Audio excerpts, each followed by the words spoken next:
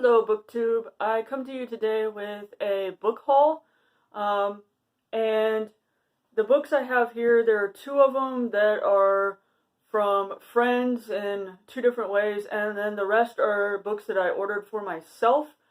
One of the books I haven't actually got yet that I ordered, I had heard about God, a biography by, I think it's Jack Miles. I know it's something Miles on Totally Pretentious's channel, Lukash, and I ordered that one, but it hasn't come in yet, so I don't have that one with me, but I wanted to do this haul, and so we'll just pretend like I have that one. It's supposed to be here, I think, on Thursday, but other than that, I have several books to show you. I'll start with the ones that are from friends, or like I said, in a couple of different ways. I have two of them. And then we'll move on to the ones that I specifically ordered for myself that I wanted. Coffee. Alright, so the first book that I have is called Elizabeth City, and it's from Kevin Rabas, or by Kevin Rabas.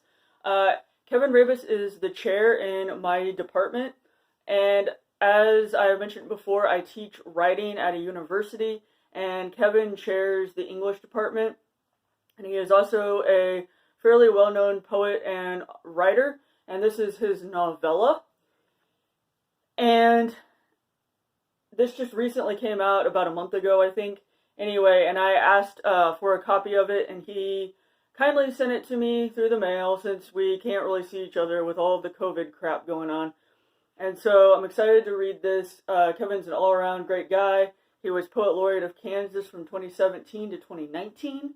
So I am looking forward to reading this very soon. And it takes place in Kansas City. Then the other book that I got was from my friend Carrie. And that is Flights by Olga Tokarczuk. And I've talked about this one a little bit before in a previous video. But basically this is a collection of short stories. It interweaves reflections on travel with an exploration of the human body, broaching life, death, motion, and migration. And I have already read Olga's book, Drive Your Plow Over the Bones of the Dead. And so when Carrie mentioned she was reading this one, I thought it sounded interesting and that it was something I would like to read as well. And so she sent it to me, which was really awesome of her.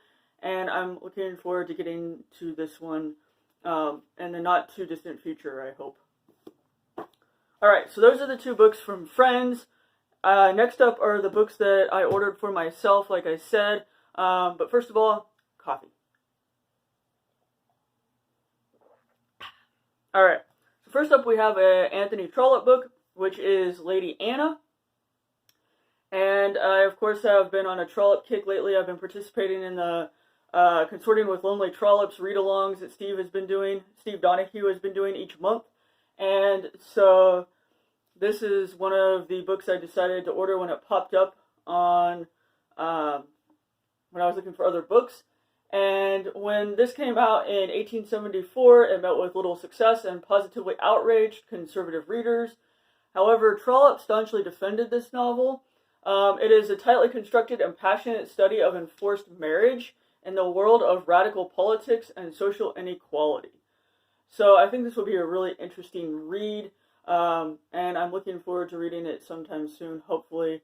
I kind of wish Steve would pick this one for April's Trollope, but I think he has some other ones in mind, so, you know, whatever. Trollope's Trollope.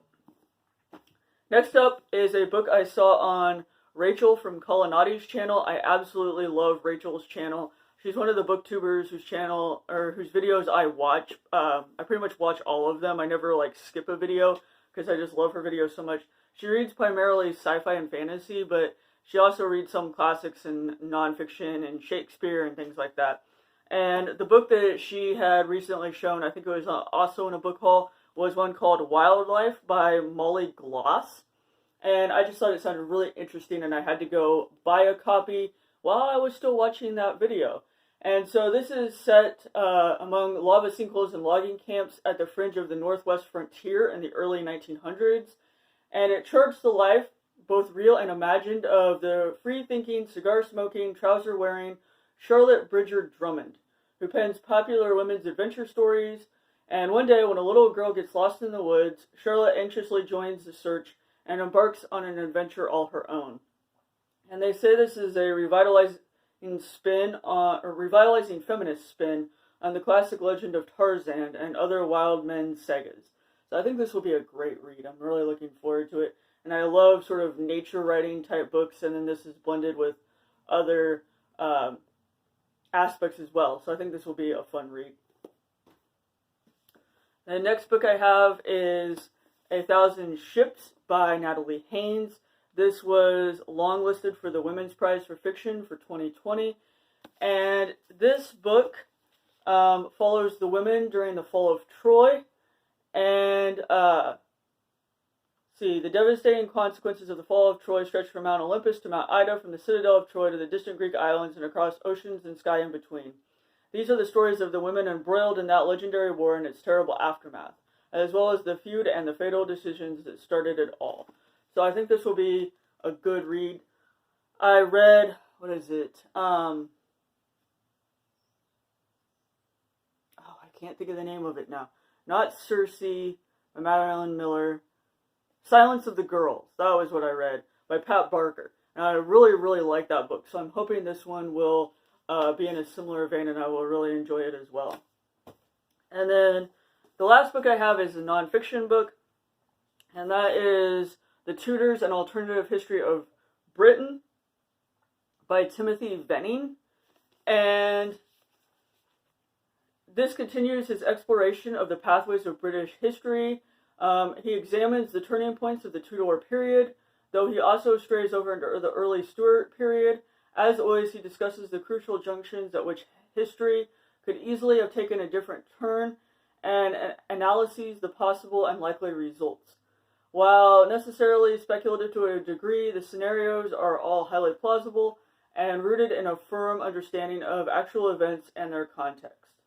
So I think this will be a really interesting read. I love to read about the Tudors and all things British history, so I'm looking forward to reading this one as well. This is from Pen and Sword Press, which has a lot of really interesting titles. They're out of the UK, and I want pretty much like every book that they have, which is not, feasibly possible, but I wish it could happen. So yeah, that's The Tudors, An Alternative History of Britain. And so that is all of my book haul for now. I'm sure there will be another one at some point soon because I love to buy books. I don't buy much else except books. Anyway, thank you all for watching, and I will talk to you again soon. Bye, BookTube.